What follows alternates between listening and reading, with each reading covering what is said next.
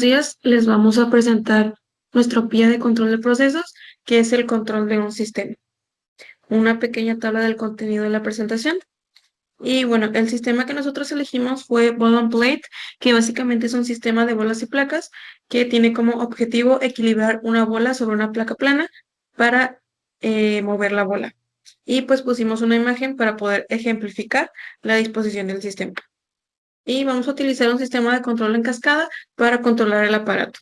Primeramente tenemos el punto de referencia de posición, que es la posición donde queremos que esté la bola. Tenemos un primer sumador que va a comparar la posición deseada y que nos va a dirigir al Ball Position Control, que es un controlador que toma el error y genera una salida que ayuda a corregir la posición de la bola. Pasamos a un segundo sumador, que este va a calcular el error del ángulo para mover la bola. Pasamos al Plate Angel Control, que este es un controlador que va a ajustar el ángulo de la placa para mover la bola hacia la posición correcta. El Plate Mechanisms es el sistema mecánico que va a mostrar físicamente la inclinación de la placa según la orden del Plate Angel Control. Pasamos al Ball Acceleration, que este va a inclinar la placa y la va a hacer acelerar. Después en el Ball Position, esta es la posición actual de la bola y esta se va a medir y se va a retroalimentar al sistema. En cuanto a la retroalimentación, tenemos primero el Vision System, que este va a detectar la posición real de la bola en la placa y va a mandar esa información al primer sumador. Y después tenemos el Position Potentiometer, que este va a medir el ángulo real de la placa y lo va a mandar como retroalimentación al segundo sumador. De Ball and Plate se basa en la física newtoniana. La aceleración de la bola sobre la placa se obtiene a partir del ángulo de inclinación y la gravedad. Aunque el modelo básico no considera las fuerzas debido al movimiento de la placa, estas se consideran menos relevantes que otras fuentes de error más significativas. La posición de la bola se mide con una cámara ubicada sobre la placa que proyecta su ubicación sobre un plano bidimensional. Dado que los ángulos de inclinación son pequeños y se suma una gravedad constante de 9.8, se puede linealizar el modelo utilizando las aproximaciones de seno de A igual a A y coseno de A igual a 1, lo cual nos lleva a la función de transferencia que está ahí en la pantalla. Esto también nos lleva a una función de transferencia que contiene un doble integrador, lo cual representa un riesgo importante para el diseño del controlador y es por ello que se utiliza un compensador adelantado para posicionar la posición de la bola. El ángulo de la placa se controla mediante un motor que acciona un brazo unido a la placa. Esta configuración hace que el ángulo de la placa se mueva a la mitad de la velocidad angular del motor. El motor se controla con modulación por ancho de pulso, aceptando comandos enteros de velocidad entre menos 127 y 127, y tiene una velocidad máxima de 30 RPM. ¿Cuáles son los principales desafíos de este sistema de control? Pues provienen de las no linealidades del motor, lo cual tenemos la saturación, que es que el motor no puede superar su velocidad máxima. Tenemos una zona muerta, el motor no se mueve a menos que la señal supere un valor de menos más 20. Y tenemos un backlash, que existe un juego mecánico de los engranajes que dificulta cambios de dirección precisos. Para superar la zona muerta, basta con sumar o restar 20 a la señal según su signo. En cambio, para compensar el backlash es más complicado si se detecta un cambio de dirección en la velocidad deseada. Se acciona el motor a velocidad máxima durante un instante para poder romper el backlash. Sin embargo, si esta técnica es poco efectiva debido a las limitaciones de velocidad del motor. Además, el problema se agrava porque el backlash pues, afecta la posición de salida del motor, no su velocidad y ocurre después del integrador, lo que hace más difícil compensarla con técnicas convencionales.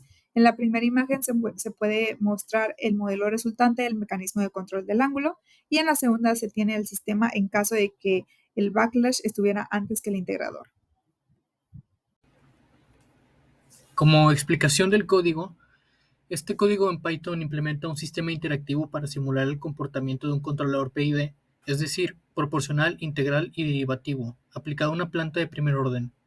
Este utiliza los parámetros iniciales calculados mediante el método de Ziegler-Nichols, que permite obtener una configuración estándar del controlador a partir de la ganancia crítica Ku y el periodo de oscilación Pu.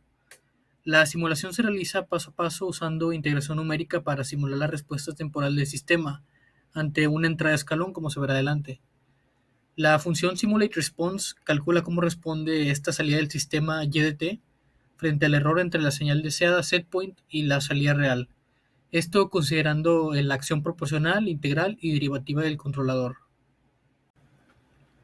Además de la simulación, el código emplea la librería Matplotlib para generar una interfaz gráfica interactiva que permita ajustar los valores de KP, KI, KD y el setpoint mediante deslizadores.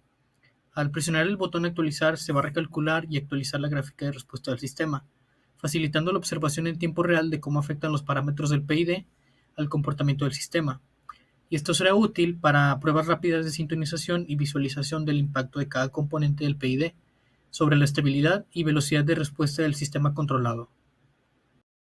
Hola, en este apartado se va a ver cómo funciona la simulación y los parámetros que podemos mover en ella y cómo se comporta realmente la gráfica. La vamos a poner a correr. Ahí está.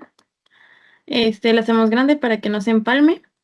Y pues realmente aquí tenemos nuestra KP, KI y KD. Los podemos ir modificando y, por ejemplo, le damos a actualizar y se modifica la gráfica, así pues todos los comportamientos que nosotros esperaríamos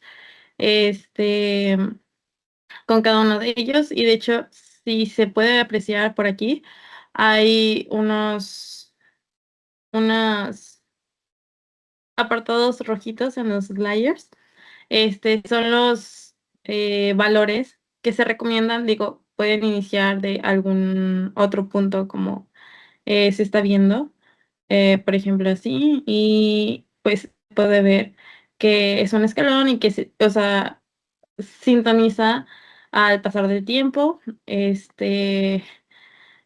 y el set point también se puede mover, digo, se programó en 1, pero pues puede ser 1.5, lo actualizamos y se mueve a 1.59.